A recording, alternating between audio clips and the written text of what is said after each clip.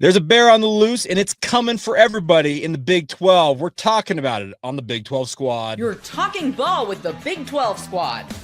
From Oklahoma State to Utah, from Kansas State to BYU, from Houston to Texas Tech, it's the local experts of the Locked On Podcast Network bringing you scoops, breakdowns, and the most comprehensive preview of the upcoming Big 12 weekend. Buckle up. It's the Big 12 Squad, and we have a seat for you. No hurt feelings and thin skin allowed. Squad up. You're part of the Big 12 Squad. Welcome into the Big 12 Squad, everybody. I'm Jake Hatch, host of Locked On Cougars, covering all things BYU, filling in for our good friend Drake Toll as the host of this here program. Right next to me digitally is Darian Gray, host of Locked On TCU. Next to him, Cody Stovall, Locked On Oklahoma State. We got JT Wister, still of some program called Locked On Utes, who is on a 3-game losing streak to the vaunted BYU Cougars. Below him, Mountaineer Paul from Locked On West Virginia, Kevin Borba, Locked On Buffs, who are going to beat Utah this weekend, and Nick Maravets from Locked On Cyclones. All right, everybody. The BYU Cougars have just essentially ended Kyle Whittingham's tenure in Salt Lake City, and they have a 3-game win streak over their rivals. So, how scared is everybody of Bear Bachmeier right now? You got to be scared of him. He doesn't make mistakes. I think every team he just threw 2 picks before against West Virginia. I know, but they're not like, I don't know. They haven't cost BYU yet. Right? That's true. In any of these games, he hasn't made a freshman mistake that takes him out of the game, and that's sort of been the whole thing. And he's also an aggressive runner that is extremely hard to tackle. So, got to be a little scared of him. I don't know what was the worst part of the past couple of days. The fact that we lost to BYU for a 3rd time, the fact that Bear Bachmeier tore us up for some big plays, or the fact that because of technical difficulties, I had to listen to that bear pun that Jake said in the open 4 different times. I don't know what was the worst one. It's all for you, JT, buddy. So here's the thing. We're looking at a little bit of a jumble at the top of the Big 12 right now because Cincinnati and BYU, if you had that on your scorecard, kind of the halfway mark of the Big 12 race is them leading the conference. You may, approach the window now and cash in on that. How surprised is everybody with how things are panning out in the conference, or are we all kind of expecting this to be par for the course?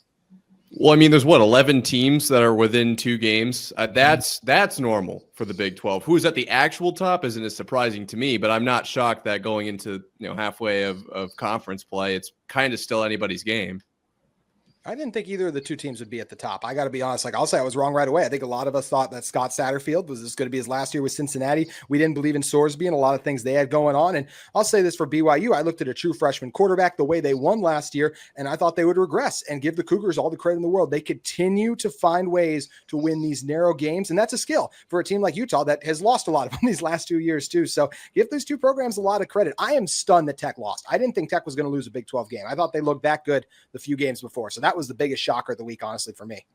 Okay, the question I've got for you, JT, is Devin Dampier still going to be top 10 in the Heisman Trophy race? You know what? If he's held, no, he's not. He ain't anywhere close to the top 10 of the Heisman. That I don't know if that's one of the worst takes I've had because I talked about my other take with the fans in the stands the last week before, but he's not going to be there. We'll get to Mr. 40% in a minute here. Hey, Mr. Jake Hat, I would like to take at least a baby lap while I poop on Utah. Since my Cowboys aren't winning any football games, I did mention in the very beginning of the season that I thought BYU would be pretty good because last time I checked, you had like 85% of your returning roster coming back, and you weren't going to have the complacency issues that we saw at Oklahoma State this previous season, both seasons now with the staff, essentially. So I did think BYU was going to be pretty good. That was with Jake Retzlaff. So the fact that you're able to do it with Bear Bachmeier is crazy. I never thought that there would ever come a day where I'd be a fan of a dude named Bear, but here we are, and he happens to be a BYU Coug. I love it, man. Oh, yeah, that's because Utah sucks something fierce. That's why. I still remember when Cody thought he was like, why are people higher on Utah than Oklahoma State coming into the year? That was my favorite Cody comment. Yeah, well, Haas Haney's still better than Devin Dampier, okay? And we're gonna see it again soon enough. Cody and I actually had to do a video today on who had the worst team in the league. We did that. And our second segment was Was there consensus on this, though? Well, I don't know if we couldn't come to one, but here's how I think we kind of did. it. We kind of did because we're playing a little bit better, and West Virginia's playing a little bit worse. So as the year goes on, it would seem so. But our second segment was whose 4th string quarterback is better or worse, and then we had to finish it off with can basketball please save us? That's right. Can basketball please save us? Because we both won secret scrimmages. That's where our football teams are right now. We're hanging on to secret scrimmage results. We didn't have a secret scrimmage. Don't you throw that? Same thing. Don't throw us under that bus. It is not Same the same thing. What used to It be is secret not. scrimmages, because trust me, BYU was in Nebraska on Saturday morning playing hoops. So yeah, good time. What happened in that one? It was secret, so I didn't see the result of that one. Oh, if you had to watch it on Big Ten Plus, they ended up losing. So I know. know. I knew. I just wanted to say it. Okay, I gotta ask also, Darian, we got the cigar going here. What's going on, my man? Ooh, there we go. No, I'm loving your hosting duties, Hatch. Like I must admit, but Drake ran. All right, I have to tell the people. I have to tell the people what happened. Drake understood that TCU knocked off Baylor. This wasn't the time for him to come in. I went and bought my cigar. No one told me ahead of time, and don't ask me to light it because we follow rules at TCU, and I would have to report violations. I know Baylor's not necessarily familiar with that, but that being said, victory cigar, and everybody can't partake, but I can. The Rivalry belongs in Fort Worth. There we go. So what you're saying is there's a bear in the Big 12 everybody's scared of, but it's not in Waco. No, it's not in Waco. It's not in Waco. It's not in Fort Worth. It's not even in Texas. It's staying. If a bear poops in Waco, does it make a sound or? There we go. I don't know. I think everybody tries to evacuate. Look around here, Paul, keeping it PG with the poops versus the other word. Hey, we all know that if a bear poops in the stadium, nobody is alive to see it because there's nobody ever in their stadium. Poop's a funny word, though. You know what I mean? If you're going to go comedic route, poop's kind of a funny word too. Hey, JT and the Utes are very used to feces ending up on certain feces. I got a request. I thought you were talking about with can you switch me and Paul, and I take my hat off so the whole row can be hats, and then I'll be on the bottom. It will be the hatless crew. I thought I tried to fit in, but now I just feel like I'm leaving. There we go. There we go. So get that out of here, guys. Because JT knows all about. There's this famous thing called the concourse crapper at Rice Eccles. JT, you want to fill us in on that?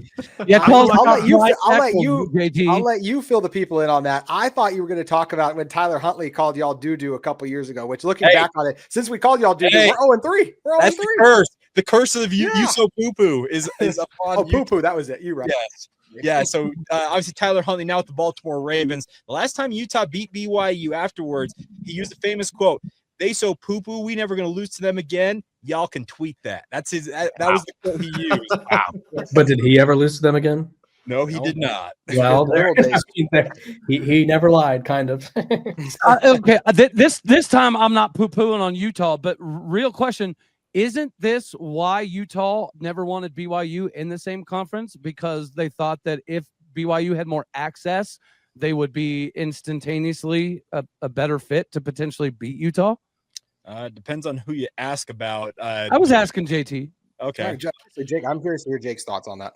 Well, here's the thing. BYU, I know of at least 2 or 3 people because I came up in sports media during the independent era for BYU. So essentially Utah, they had the upper hand. There's no doubt about it as members of the Pac-12. But I had at least 2 or 3 people that are well-known figures within BYU who told me in no uncertain terms the day they thought BYU got back on level terms with Utah, the results would speak for themselves. And I think you can see that evident right now. Right now, it's absolutely the case. I had never heard that about them not wanting BYU in the same one. I'm thrilled that they are because I'm glad we get another chance at them next year. Like, I couldn't imagine having to lose, and then have to wait like 3 years to play them again. That's the only thing that gives me hope is the fact that we could try to avenge this next year because, as Jake said on his show, when even I think you said one of the BYU coaches said, Jake, like, now it is officially a streak, and that's painful for Utah to have to realize. I'm calling poo-poo on that. You're telling me you covered Utah and you never heard anybody say that they didn't want BYU in the same conference. That's why they didn't want BYU in the Pac-12. I wanted to go to the Big Ten. I think if I ask myself the same question, would I want Marshall to go P4? No, I wouldn't want him to go P4, to be honest. I mean, if you're asking me, I like them down there, and I like saying we're 12-0 against them. If they went P4, I don't know, man. You never know. I think everybody of them likes to feel like they're better than their like in-state G5 rival. Former, Utah enjoyed a nice 12-year run amidst that 9-game win streak they had. They were loving the fact they held the Cougars down. There's no doubt about that. I'd like to think that we're better than Tulsa, but is there a way we could find out? Or all right. On that front, JT already kind of talked about it. The Cincinnati Bearcats, they have kind of been a surprise story along with BYU this season. Are they the next Arizona State? We're going to get into that next as the Big 12 squad rolls on right here on the Locked On Podcast Network.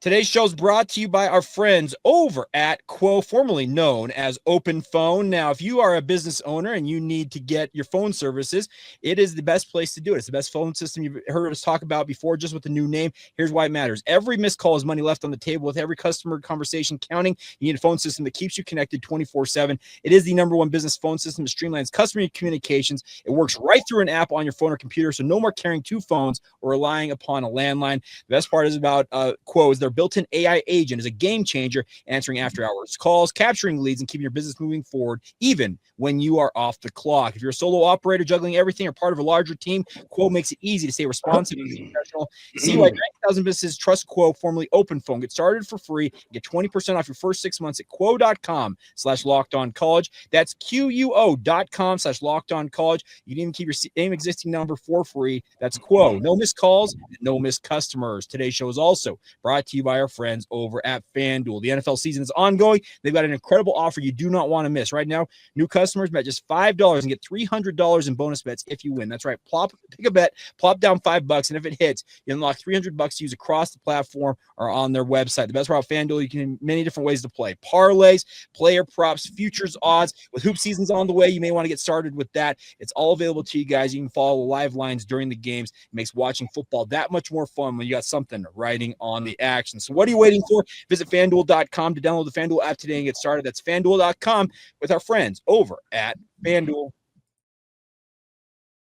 Thank you once again for making Locked On Big 12 your first listen of the day, everybody. I'm filling in for Drake Toll. I'm Jake Hatch, host of Locked On Cougars. All right, everybody. Our good friend Jeff Carr is not here to obviously pump up the Cincinnati Bearcats. But are they the next Arizona State? Are they going to come out of seemingly nowhere, pick near the bottom, if not the bottom, and win this conference? Guys, they're good.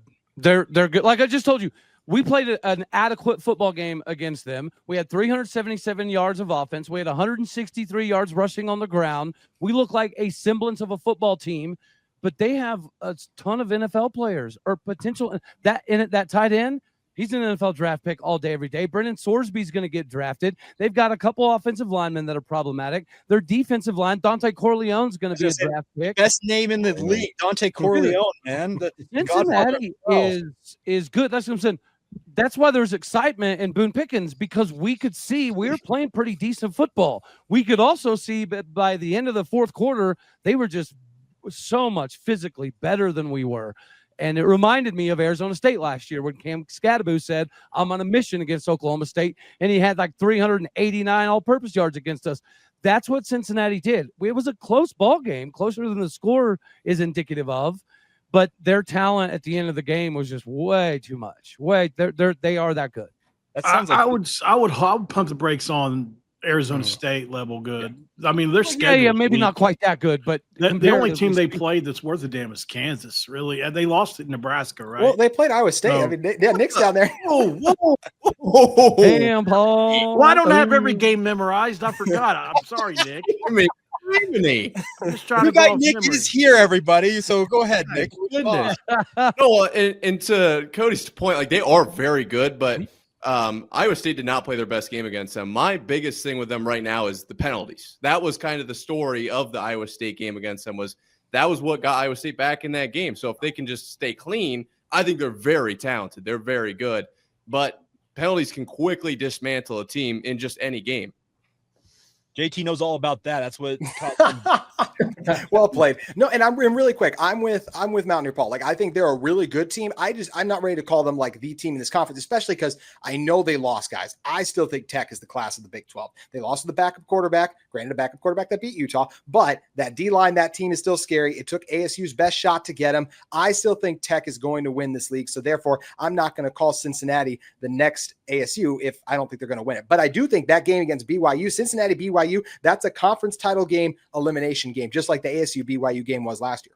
That's what I was going to say is looking at the rest of their schedule, they really only play BYU and TCU. They've got gimmies against Baylor, Utah, and Arizona. Wait a minute. So Hey, how dare you, sir? How dare you, sir? Wait a minute. three Wait a wins, minute. right? It's there. actually a defended pretty you tough a schedule second. on the way out. It's a favorable By the schedule. way, I mean, Corleone's not. they get he's not they even get the best. BYU at home. They get Sorry, Kevin. sorry, no, it's okay. I was just saying they get BYU at home. So like their toughest game left on their schedule is at home, and I think they kind of have a lot of momentum. I'm curious what you guys think, not of Cincinnati, but of Houston. I don't necessarily think Houston's super good, but who do they have left besides Arizona State? Yeah. Like, is the schedule literally just going to give them the Big 12 championship, or at least a contention? Guys, we got to give Parker credit. He did mention that. One of the biggest reasons why Parker said they could win 7+ games was the schedule. That's what I was. He's going to be talking about football in December. He's not going to be talking about basketball. I know. I cannot believe I that. didn't sleep on TCU, Darren. Don't. But I'm just I saying. had to go look at my You got prediction. West Virginia, UCF, and Baylor. Darren, he got shaded twice. He was like, Cincinnati doesn't play anyone. Like everyone that TCU plays, he's like, they don't play anyone. It's fine. Digging. I'm like, hold on, guys. I'm trying to go through the schedules. And every time I get to the schedule, y'all moved on. I said, wait a minute. wait a minute, okay? Put some respect on Josh Hoover's name, right? Put some respect on the name. And you know what I think is interesting? I'll say this. I do think BYU gets TCU. I'm not delusional. I think BYU does get TCU, especially with that game being in BYU. But it'll be interesting. You say that it's a conference title elimination game. Well, what do we think happens with BYU? Let's say that they only lose to Cincinnati. Then they're looking at one loss. And I know we could get into a whole bunch of tiebreakers, but True. They do have that tiebreaker over Tech, right? I think, if I'm not mistaken. Well, no. So BYU plays Tech in 3 weeks. No, excuse me, not Tech. They have it Utah over. lost the game. I might have it over Tech. No, I don't. Yeah, I don't remember the Utah one. Maybe that didn't happen. My bad. Arizona State has it over Tech. That's who I was thinking about. No, but to your point, Darian, that's the thing. BYU, they talked all off season about how close they were a season ago, and they lost out due to tiebreakers because of the losses that they absorbed after the Utah game. And that's the interesting point about this, JT, is we talk often about the rivalry game and the impact it has on both these programs. Well, BYU's got to go to Iowa State, go to Ames this week, and me and Nick obviously will be talking about that. Well, Utah hosts Colorado. Guess what happened last year, the week after BYU and Utah played? They played Colorado. So that this is going to be interesting to see how these two programs absorb the punches that they absorbed in this rivalry series and see if it affects the race, because it very well could, but I think both programs learned a hard lesson a season ago. The rivalry letdown is legit, especially the emotions and the highs and how much goes into the Utah BYU rivalry. So I do think I'm curious to see how they'll do. Utah's a massive favorite on FanDuel right now, 13.5 over a Buffs team, especially even with the Utah quarterback questions. I find that very interesting. Really quick on the Houston thing. Ready, baby. What were you saying, Hatch? Go. Caden Salter's ready to rock and roll. Yeah, he might be. He might be. And I'll let one of y'all jump in a second, but I just want to say on the Houston really quick, I feel the same way as someone else mentioned. I think they're a really good team, but their resume is just not impressive yet. So I'm waiting for them to beat that team where it's like, oh, wait, they've arrived. Right now, it's almost been like you scheduled a lot of them, because I still just don't think Arizona's very good. I know Arizona's gotten some wins on the year, but it's just they're much improved. They're much improved. And really quick, Jake, I want to ask you this. Is this BYU team, you keep finding ways to win. Why can this BYU team be different than last year's team? Because you kept finding ways to win last year, but you stumbled in key spots. I think it's the fact that they stumbled last year and they realized they may have overstepped the mark, I guess is probably the best term to use, because Kansas last year, they came rolling into Provo, and Kansas was rolling at that time last year, admittedly. But I think BYU had their eye on Arizona State the week after that and literally just looked beyond the mark, and that cost them. They stumbled. That's the whole thing about this year. You ask them to look ahead at any point. I'm telling you, coaches, players, anybody else I've talked to, they are very quick to say, no, we're focused on the here and now, because they know how close they were. The crazy thing is last year, had BYU beaten Kansas and lost to Houston in the regular season finale, they still would have been in Arlington. It all came down to the strength of record. Jake, you said it, and you said it in the very last year. You said it in the very beginning, Hatch. It's because y'all got a bear and he be coming. That's the difference. Cody's been waiting all episode to get that out. Like, he's been waiting for it, but he said, you know what? It's not happening. I'm just going to say it. Like, well, I'm going to make it happen. He forced it out, didn't he? Well, I thought that would be a good segue for Jake to go to the next ad, but evidently Well, not. It is. Before we do, though, I just want to say Dante Corleone's not the best name on the Cincinnati team. Matthew that? McDoom is the best. Okay, fair. That's fair. Hey, if you're a Godfather fan, though, Dante Corleone, man, it's just it goes right. Yes. in line. Yes. Hard to beat. Better than Matthew McDoom? No way. Yeah. Give me Corleone. All right. Coming up next is Texas Tech a fraud? We're going to discuss Whoa. on the Locked On Big 12 Squad.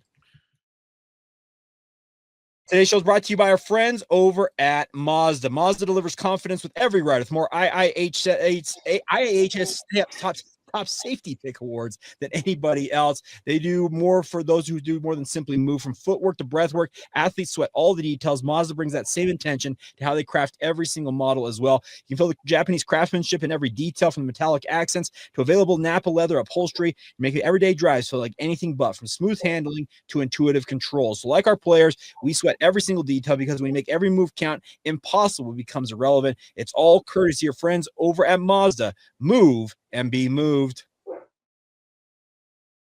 Big 12 squad rolling on here. All right, everybody.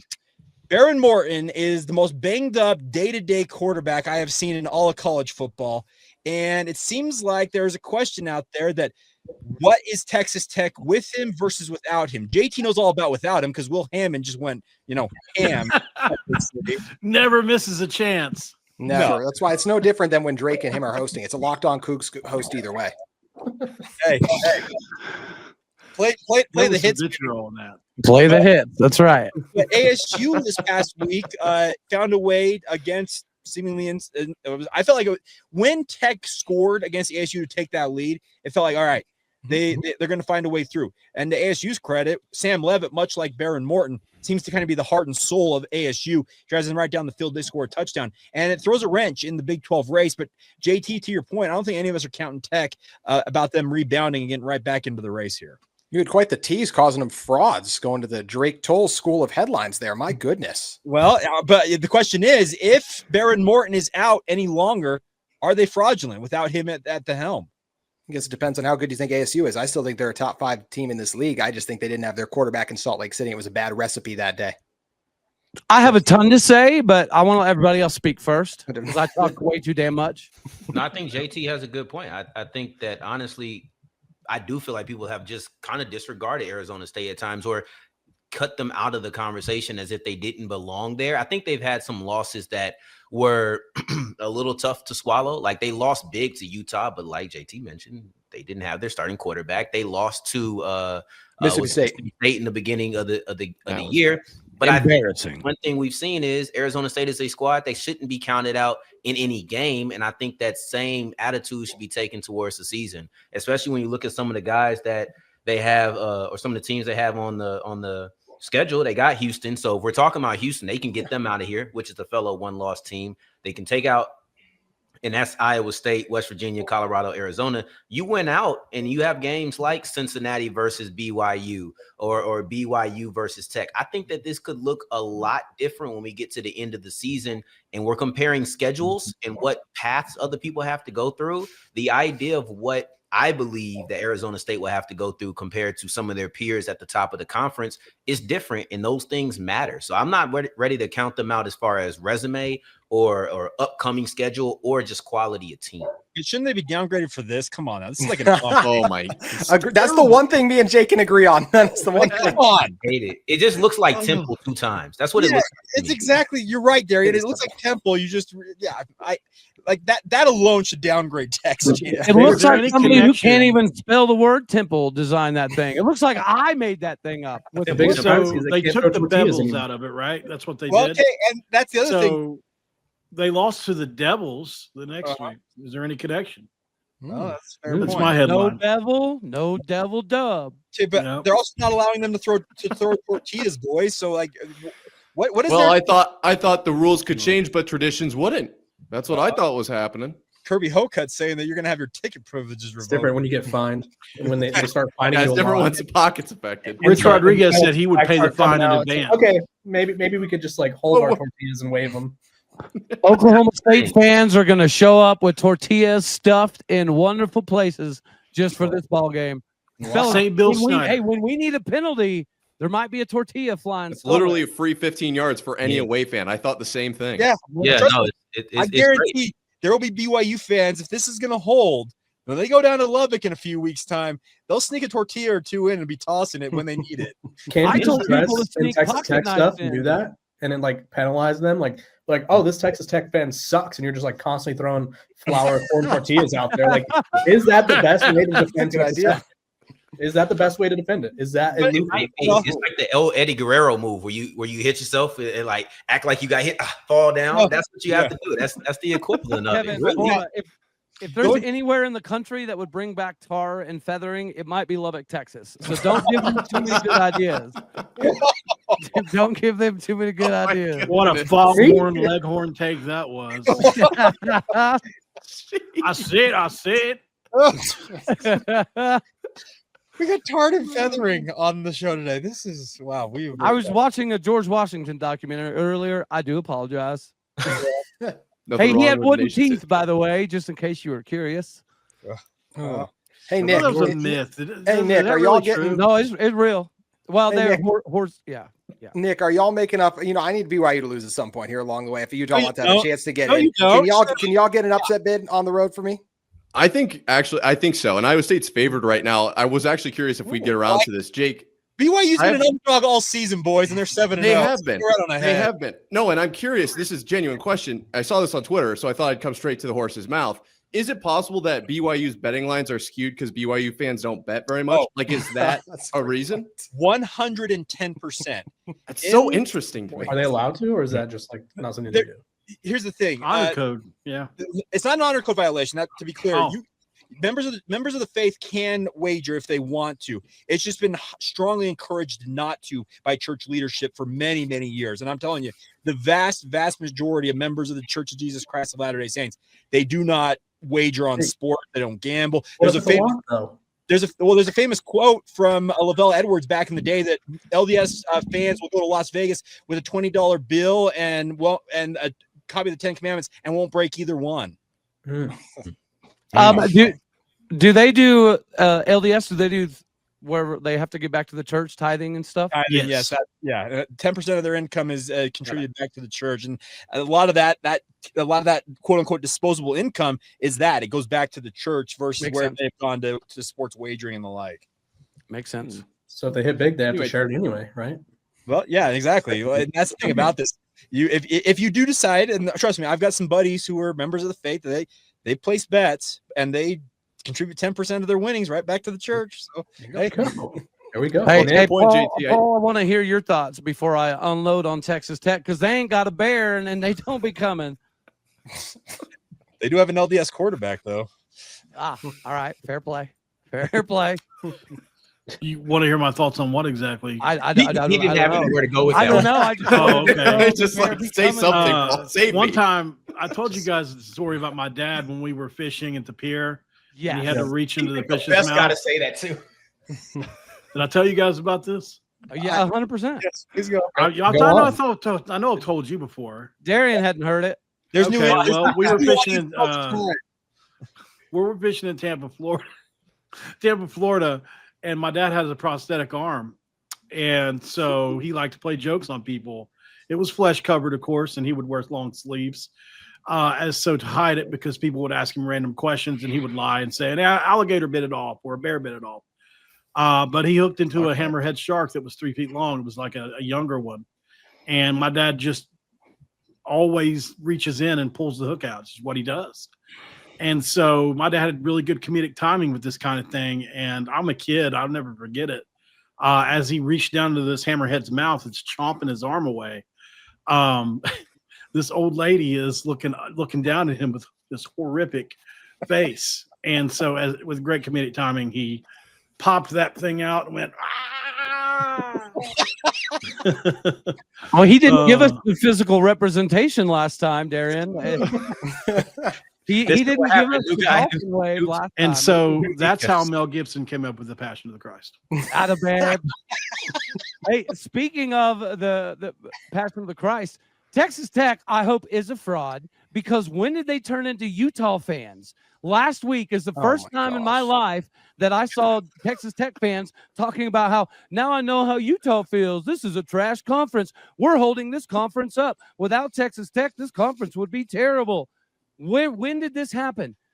And They saw the discourse. Justice of them losing to Arizona State after all of this week of them trashing the Big 12. Bunch of Swifties. Dude, I honestly have Texas fans been hiding in the mines with Utah fans waiting to break out and talk a bunch of crap and finally had their opportunity just to get double poked in the rear end by a devil horn? That's quite the take there, Cody. I will say this. How much more? I think one of the reasons Tech is so high, right, is how much more are they spending on their roster, do you think, than Oklahoma State is? Well, they spent 28 and we spent like almost 14. Yeah, That's so 14 million. That top 3 transfer portal class. I think that's why they feel like they're the class in this Borba. Conference. Yeah, here we go. Well, I mean, Arizona State probably spent what, 15, 16-ish, maybe, right? Maybe, yeah. Likely. I'm pretty sure Iowa State spent like 5 or 6. Oh, well. West Virginia spent 10, by the way, kept 5 that we're going to spend this fiscal year, but not this portal year, if that makes any sense. So you can actually roll it over as long as you spend it within the same fiscal year. I found out this week. So West Virginia will be spending $20 million next year on football before they go above the cap NIL. JT, so that's going to be good. What did you say, Jake? JT can only dream of that much up in Salt Lake City. Oh, unfortunately, that and I wish my head coach might actually be worth the math than me. So that's somehow possible based on his analytics takes. So just saying something. Stick with the analytics, baby. They don't go wrong. Yeah. Don't lie. All right. Well, that's going to do it for this week's edition of the Locked On Big 12 Squad. For the hat row up here, Jake Hatch, host of Locked On Cougars. Got Mountaineer Paul from Locked On West Virginia. Cody Stovall, Locked On Oklahoma State, who's still looking for a head coach, but playing good ball all the same. JT Wistersill, who's head coach, may or may not retire. Who knows? If the analytics say yes or no, we'll figure it out. Kevin Borba, Locked On Buffs. Darian Gray from Locked On TCU. And new guy Nick Maravitz, who is my enemy this week because BYU. Go Cyclones! Woo! Right. That's 2 fan bases that are impossible to hate. All right, don't try to placate us, Hatch. It's true. It's going to be a love fest. We'll see how it all goes. We'll be back next week. Make sure you subscribe to all of our shows. Keep us employed right here on Locked On Big 12, part of the Locked On Podcast Network.